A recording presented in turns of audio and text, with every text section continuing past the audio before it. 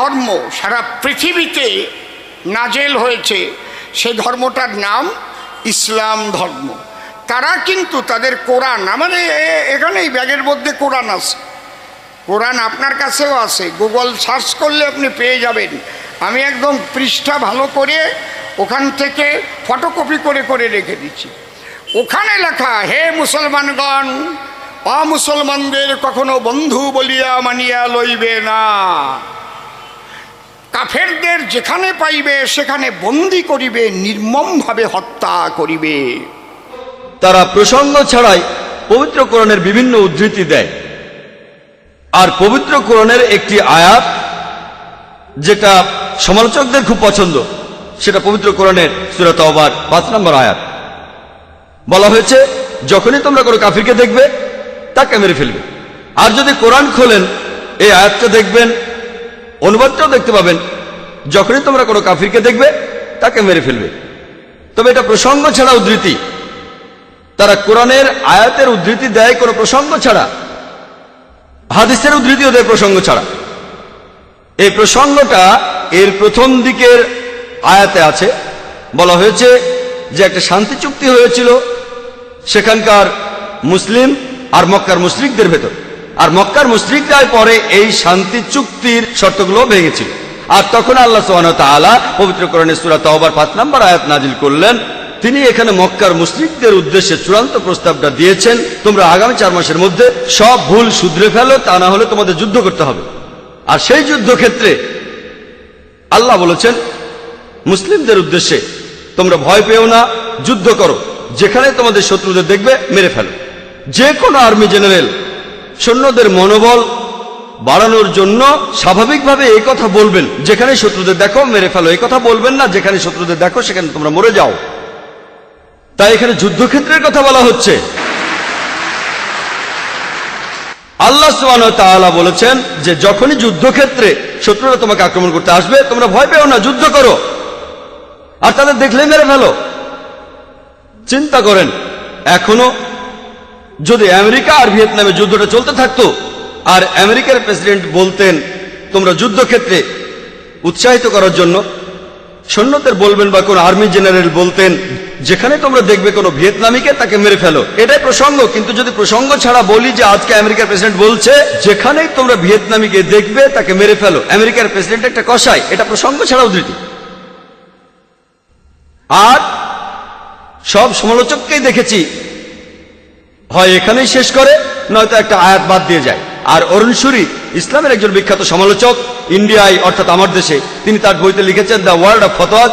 তিনি সূরা তাওবার 5 নম্বর আয়াতটা বলার পর লাভ দিয়ে গেছেন 7 নম্বর আয়াতে। কারণটা জানেন? কারণ 6 নম্বর আয়াতেই তার এই অভিযোগের উত্তর আছে। সূরা তাওবার 6 নম্বর আয়াতে বলছে, কাফিরদের কেউ শত্রুদের কেউ আশ্রয় প্রার্থনা করলে শুধু সাহায্য করলে হবে না, বলা হয়েছে তাকে নিরাপদ কোনো স্থানে পৌঁছে দেবে যাতে সে আল্লাহর বাণী শুনতে পায়। একজন সবচেয়ে দয়াবান আর্মি জেনারেল হয়তো এমনটা বলবেন, শত্রু যদি চলে যেতে চায় তাকে চলে যেতে দাও। কোরআন এমনটা বলছে না। কোরআন বলছে যদি শত্রুরা শান্তি চায় তাহলে তোমরা তাদের নিরাপদ স্থানে পৌঁছে দাও। আর কোরআনের প্রায় সবগুলো আয়াতেই যেখানে বলা হয়েছে যুদ্ধের কথা আর যুদ্ধক্ষেত্রের কথা বা অত্যাচারের বিরুদ্ধে, অবিচারের বিরুদ্ধে, তারপরের আয়াতে বলা হয়েছে যে শান্তি সবচেয়ে ভালো সব জায়গায়, কারণ ইসলাম হলো শান্তির ধর্ম। মিডিয়া তৃতীয় যে কৌশলটা প্রয়োগ করে ইসলামের অপবাদ দিতে, তারা যেগুলোর উদ্ধৃতি দেয় সেগুলোর ভুল ব্যাখ্যা করে, হোক সেটা কোরআন থেকে বা নবীজি সাল্লাল্লাহু আলাইহি সাল্লামের হাদিস থেকে। চতুর্থ কৌশলটা হলো ইসলাম সম্পর্কে এমন অপবাদ যেটা ইসলামে নেই, ইসলামে যেটার কোনো উল্লেখ নেই, সেটাকে ইসলামের সাথে জড়ায়। মিডিয়ার পঞ্চম কৌশলটা হচ্ছে তারা ইসলামের আলোকে ঠিক ব্যাখ্যাটাই দেয়, তবে সেটাকে আলাদা দৃষ্টিকোণ থেকে দেখে। তারা বলে যে মানুষ জাতির জন্য এটা একটা সমস্যা। তারা বলতে চায় যে ইসলাম মানুষ জাতির জন্য একটা সমস্যা। ইসলাম আসলে কোনো সমস্যা নয়, ইসলাম ধর্ম মানুষ জাতির সমস্যাগুলোর সমাধান। ইসলাম ধর্ম আসলে মানুষ জাতির জন্য কোনো সমস্যা নয়। হাতে সময় কম, তাই এ ব্যাপারে বিস্তারিত কিছু বলছি না। তবে এভাবেই মিডিয়া বিভিন্ন কৌশল অবলম্বন করে এইটাকে গোটা খুলে দেবো, একটা এসে এরকম বেকানি আছে, ওই যেরকম দেবো না।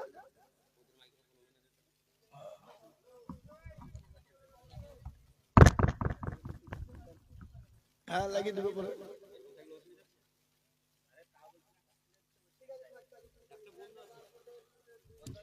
আমি বলছিলাম যে একটা স্ট্যান্ড দিয়ে এটাকে একটাই করে দেবে, একটাই।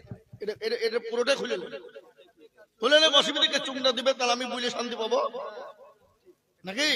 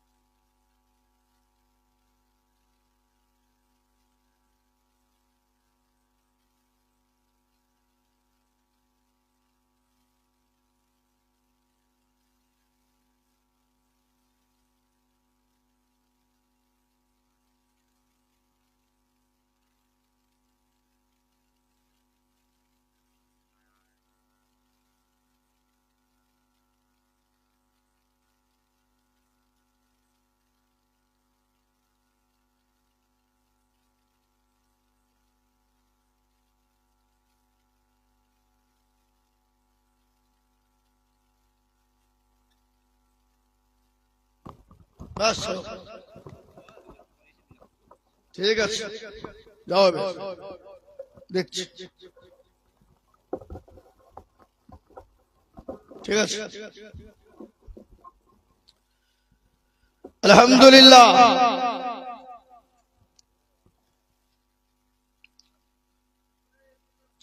তো যেটা বলছিলাম বাবা, তো সেই আল্লাহ রাব্বুল ইজ্জাতের দরবারে আরেকবার মোহব্বত দিয়ে অন্তর দিয়ে বলি আলহামদুলিল্লাহ। তারপরে পরেই প্যারা নবী, দয়ার নবী, মায়ার নবী, নবীদের নবী জনাবে মুহাম্মদুর রাসূলুল্লাহ, সকলে বলি সাল্লাল্লাহু আলাইহি ওয়াসাল্লাম। তিনার উপর দুরূদ ও শান্তি ধারা বর্ষিত হোক, আল্লাহুম্মা আমিন। এই মজলিস বড় গুরুত্বপূর্ণ মজলিস বাবা। এই মজলিসের বহুত গুরুত্বপূর্ণ মজলিস এটা। প্যারা রাসূলুল্লাহর ঘোষণা, এ মজলিসে যারা আসবে বসবে তারা অতি ভাগ্যবান, আর যারা আসতে পারলো না বাবা তারা হলো কপাল পোড়া। কি পোড়া বললাম? কপাল পোড়া, ভাগ্য খারাপ। আল্লাহ রাব্বুল আলামিন তার বান্দাকে এতটাই ভালোবাসেন, কতটা মা তার সন্তানকে যত না ভালোবাসেন তার লক্ষ কোটি গুণ ভালোবাসেন, সেটা হলো আমার আল্লাহ। অথচ আজকে মুসলমান আমরা আল্লাহ চিনি না, রসুল চিনি না, নবী চিনি না, মসজিদ চিনি না, মাদ্রাসা চিনি না। আর এই না চিনার কারণে আজকে মুসলমানদের দুর্দিন না সুদিন, বড় দুর্দিন। এ বাবা, আমরা মুসলমানরা দল করি, পার্টি করি। কি দল করি না করি না? পার্টি করি না করি না? কি পার্টি? সিপিএম এ পার্টি লয় বাবা। আজকে মুসলমানদের দল দেওবন্দি, বেরেলি, আদানগাছি, পুরপুরা, অড়ঘড়িয়া, ললডাঙ্গা, পেয়ারডাঙ্গা, হাইলাহাদি, হানফি, সাফি, মালিকি, কুষ্টিগিরি, ছোট পীর, বড় পীর, হঠাৎ পীর, বালিশ পীর, ঢেল পীর, কানা পীর, দাজ্জাল পীর, ন্যাংটা পীর, খিচুড়ি পীর, বাপের জামা গাই দিয়ে পীর।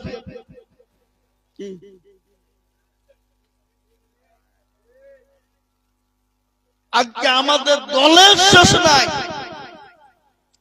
আর এই জন্য বেঈমানরা উঠে পড়ে লেগেছে, যারা ওদেরই তো ঠিক নাই।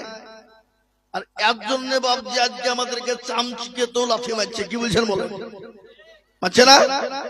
এই যে হারামখোর জারদ সন্তান, বাপের কুলাঙ্গার বেজন্মা, কি নাম? অসীম সরকার। হজলিয়া দেখেন, ওর মা বাপের জন্মের ঠিক নাই। হারামখোর আল্লাহর কালামুল্লাহ কোরআন শরীফকে নিয়ে কুরুচিকার মন্তব্য করেছে, করেছে না করেনি? ওর এত বড় সাহস যে আল্লাহর কালামুল্লাহ কোরআনকে নিয়ে এত বড় কুরুচিকার মন্তব্য সাহস পেল কোথায়? ওরা মুসলমানদেরকে চিনে না। মুসলমানরা মনে করছে এরা ঘুমিয়ে আছে। মুসলমানের ঘুম যেদিন ভেঙে যাবে, যেদিন বাবুজি, সেদিন আর তার বাপেরও ক্ষমতা নেই, তাকে কেউ বাঁচাতে পারবে। এ বাবা, মুসলমানরা শান্তিপ্রিয় লোক। মুসলমানরা ইসলামকে মানে, ঝামেলা, ঝঞ্ঝট, ঝগড়া, লড়াই করতে চাই না। কিন্তু কেউ যদি এসে গায়ে এসে উঠে, তো আমরা ছেড়ে দেবো? কথা বলেন, ছেড়ে দেবো কি? আজকে আল্লাহর কোরআনকে নিয়ে যে কুরুচিকার মন্তব্য করলো অসীম সরকার, কত বড় তার কলিজা। আর এই কোরআন নিয়ে যারাই বিরোধিতা করেছে, আল্লাহর তরফ থেকে তাকে ধ্বংস করে দিয়েছে। কি জন্য? তাই না? বলো। আজকে তার ধ্বংস হবে, আপনার হতেই হবে। আল্লাহর কোরআনকে নিয়ে যারা বিরোধিতা করেছে, আল্লাহ তাদেরকে ধ্বংস করে দিয়েছে এবং আরো ধ্বংসের পথ বেছে নিয়েছে। কেন? এই কিতাবটা অন্য কারোর যুক্তি মানে নয় বাবা, এটা হলো আল্লাহর তরফ থেকে বাণী। কি বলছেন আপনারা? বলুন, ঠিক না ঠিক? এই কোরআন কার তৈরি? জোরে বলুন, কার? আল্লাহর। অথচ সেই কুলাঙ্গার এত বড় কথা বলেছে বাবা। আমি আপনাদেরকে একটা কথা বলে দিয়ে যাই, শুনলেন? আজকে ভারতবর্ষের মাটিতে মুসলমানদের পরিস্থিতি, পরিকাঠামো বড় খারাপ। যদি বলেন কিরকম? আজকে আমরা দল নিয়ে ব্যস্ত, কিন্তু এদিকে যে মুসলমান শেষ হয়ে গেল, এ খবর আছে? খবরটা কি? আজকে তারা কেউ কখনো দেখছে মুসলমানকে সিএ, এনআরসি, এমপিআরে ভরে দিছে? আবার কখনো দেখছে মুসলমান মসজিদের, মাদ্রাসা, মসজিদ, মার্কাত, খানকা, কবরস্থান, ঈদগাহ, গোরস্থান ইত্যাদি তারা জবরদস্তি দখল করে নিতে চাইছে। কি বলছেন আপনারা? বলুন, অকাম সম্পত্তি। কিন্তু শুনলেন, মুসলমানের এক বিন্দু রক্ত থাকতে ইনশাআল্লাহ আমাদের মসজিদ, মাদ্রাসা, মার্কাত, খানকা, কবরস্থান, ঈদগাহ বেঈমান কেড়ে নিতে পারবে না। 1 ইঞ্চি রক্ত শরীর থেকে থাকলেও দিতে দেব না ইনশাআল্লাহ। বলুন, জোরে বলুন ইনশাআল্লাহ। এ বাপ, তারপরও আরেকটা ঘটনা, পশ্চিম বাংলাকে শায়েস্তা করার জন্য, মুসলমানদেরকে বের করে দেওয়ার জন্য, এই যে কি বললো, আপনার দিকে হয়নি নাকি? এসআইআর করতে গিয়ে বাবজি, ওরা বাবজি দেখতে কেচে করতে গিয়ে কেউ উঠে বেরিয়ে গেল। যারা লাফালাফি করছিল মুসলমানদেরকে রাখবো না, 1.5 কোটি মুসলমান অন্য দেশ থেকে সেখানে দাঁড়িয়েছে, হাড় ধাক্কা দিয়ে বের করবো। ও আল্লাহ, যারা বুঝছিল অত তো দেখছি তাদেরই কাগজে নাম নাই। হ্যাঁ, পশ্চিমবাংলায় 58,20,868 জন এসআইআর থেকে বাদ পড়েছে। তার মধ্যে 97% হলো হিন্দু ভাইরা, মতুয়া ভাইরা, সনাতনী ভাইরা, যারা মুসলমানকে করছিল, হ্যাঁ, তাদেরকে আজকে তারা কোথায় হবে? এখন আবার বলছে যে একজন হুনু আছে, শুভেন্দু হুনু, হ্যাঁ, হুনু বলছে এসআইআর হয়নি, আবার ঘুরিয়ে করতে হবে। এ হারাম খোর, এসআইআর হয়নি মানে সব তো তোদেরই লোক। ওই যে ব্যাংকে অমকে তমকে যেখানে লোক বসে আছে, অফিস টফিস তো তোদেরই লোক। কি বুঝছেন? ওরা শুনলেন ওটা লয় বাপ, ওরা জেনুতুনুপু করে মুসলমানদেরকে তাড়িয়ে দিতে হবে, বের করে দিতে হবে, একটা চিন্তা ভাবনা। কিন্তু কি জানেন, আল্লাহর রহমত, মুসলমানদের ডকুমেন্টস আছে না নাই? আরে 2002 কেন, আরো যদি পিছনের 20-25 বছর 50 বছরের ডকুমেন্টস তাই তাও মুসলমান দিতে পারবে, পারবে কিনা? তার থেকে যদি বলে যে আমরা ডকুমেন্ট নিব না, মানুষ তোদের কে ছিল, তোদের পূর্বপুরুষ তো দাদা দাদি দেখা শুনলেন, আপনার দাদা, তার দাদা, আমার দাদা, অমুক দাদা, তমুক দাদা, পোত দাদা, যত দাদা আছে দুনিয়াতে ছিল 50-60 বছর আগে, তাদেরকে তো তারা তো মারা গেছে, তাদেরকে তো আমরা এখানে মাটি দিয়েছি।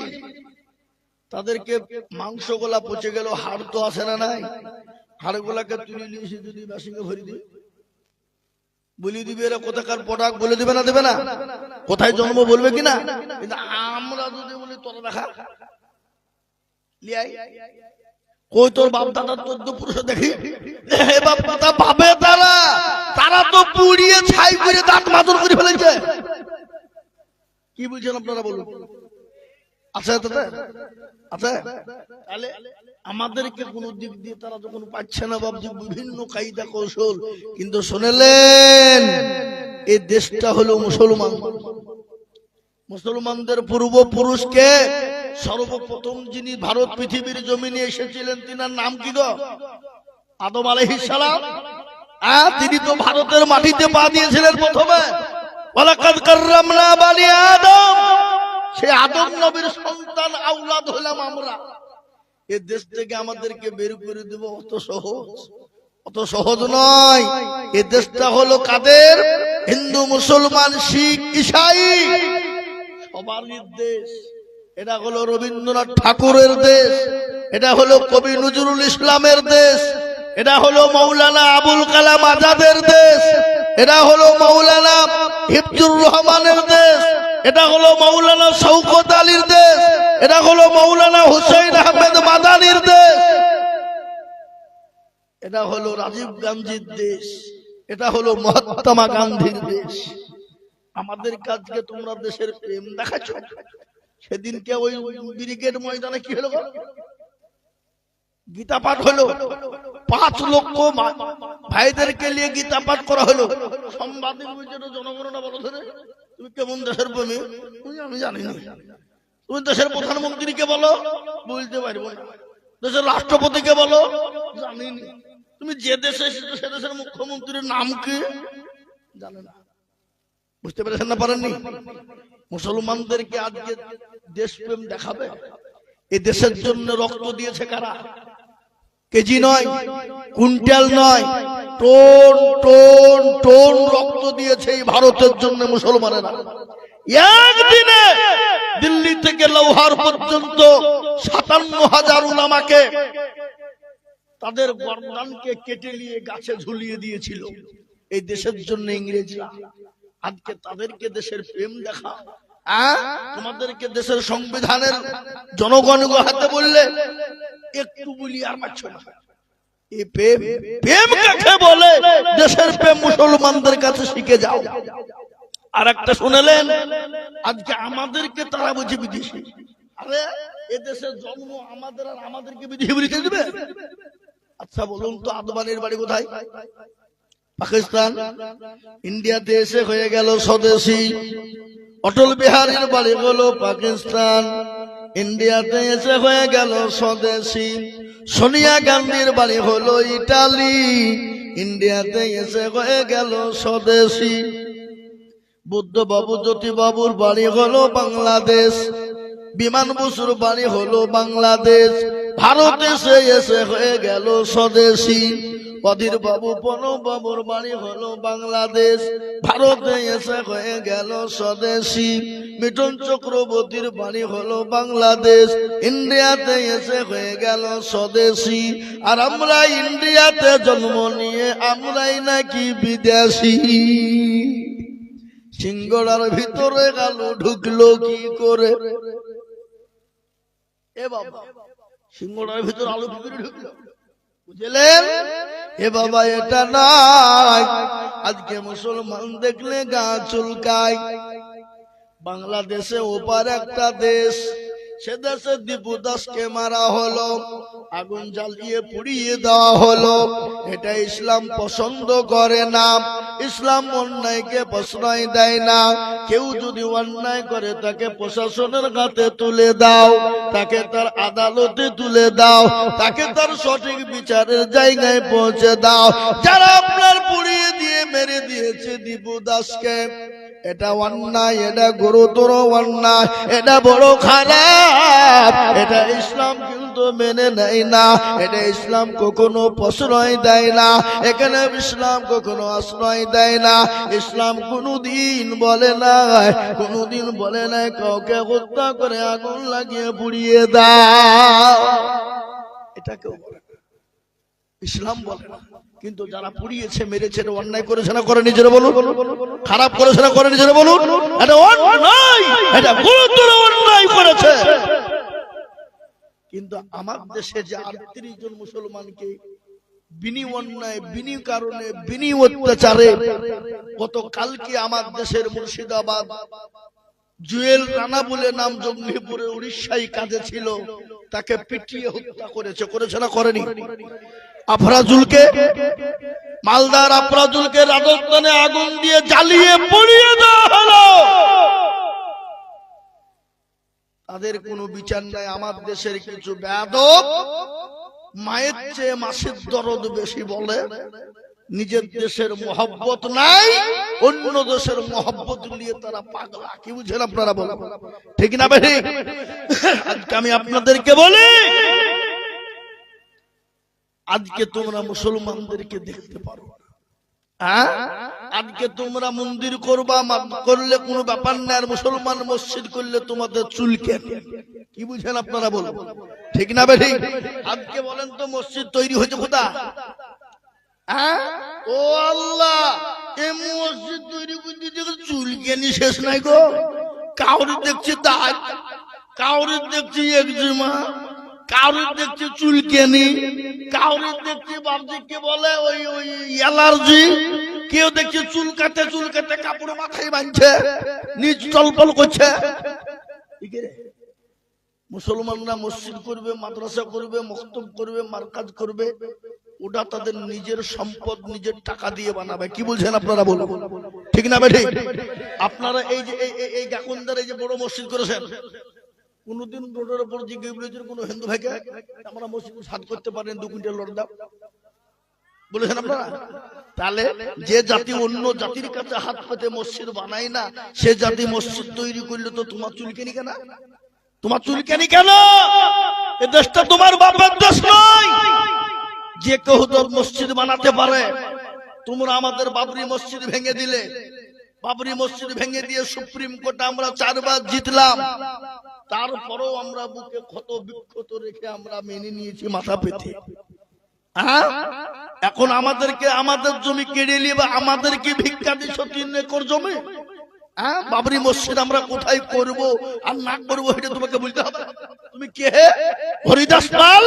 তোমাকে আমাকে বলতে হবে আমি বাবরি করবো কি করবো না। এ বাবুজি, আমি আপনাদেরকে এটা বলার উদ্দেশ্য হলে, আজকে মুসলমানরা নিজের টাকায়, মেহনতের টাকায়, ঘাম ঝরানো পয়সা দিয়ে মসজিদ করে, কিন্তু তোমরা মন্দির করেছো। যে মন্দির বানিয়েছো, রাম মন্দির, কজন দেখতে যায়, কজন দর্শন করে, ওই টাকা দিয়ে যে মসজিদ করেছো ওটা তোমার টাকা? ওটা আমাদেরও টাকা আছে না নাই? জোরে বলুন। নাই? কেন্দ্রীয়। আচ্ছা বলুন তো, বাদশাহ শাহজাহান একটা কবর রেখে গেল, সে কবরটার নাম কি? জোরে বলুন।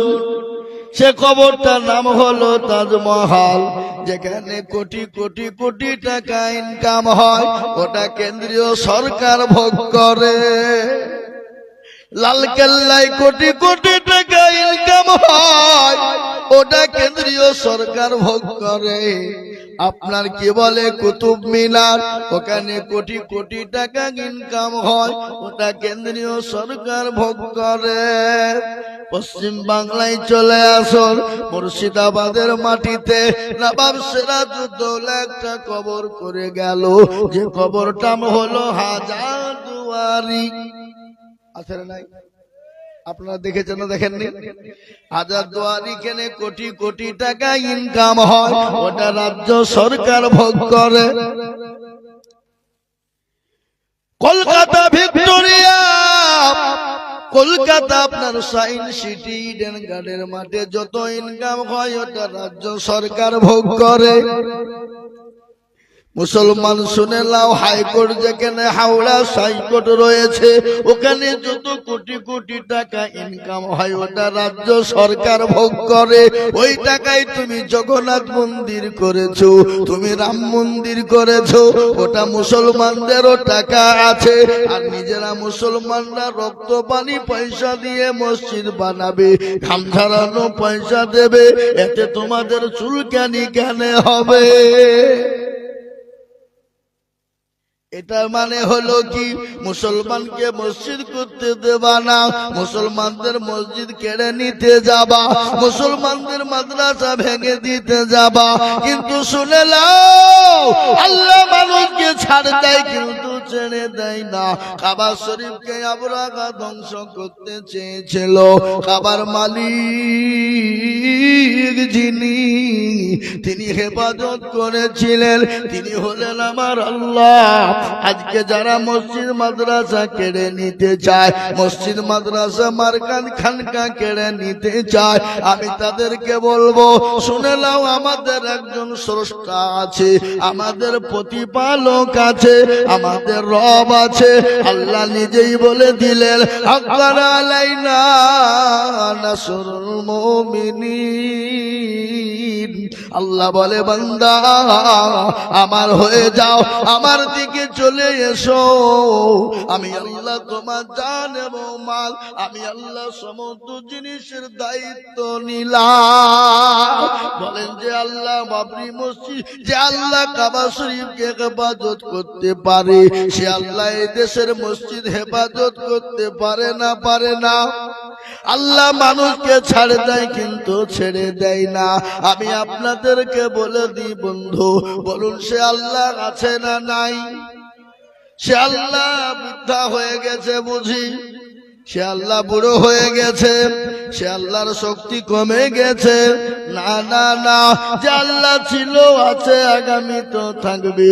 তাই আমি আপনাদেরকে বলবো, মুসলমান আসুন দিনমুখী ইমানমুখী হয়ে যায়, আসুন মসজিদ মুখী হয়ে যায়, আল্লাহওয়ালা দিনওয়ালা হয়ে যায়, কোরআনওয়ালা হয়ে যায়, নবীর প্রেমিক হয়ে যায়। যদি আমরা হয়ে যেতে পারি, আল্লাহ আমাদেরকে সহযোগিতা করবে। কিন্তু আমাদের মুসলমানদের দোষ আছে, আছে না নাই? কি দোষ? আজকে মসজিদে নামাজে আজান হয়,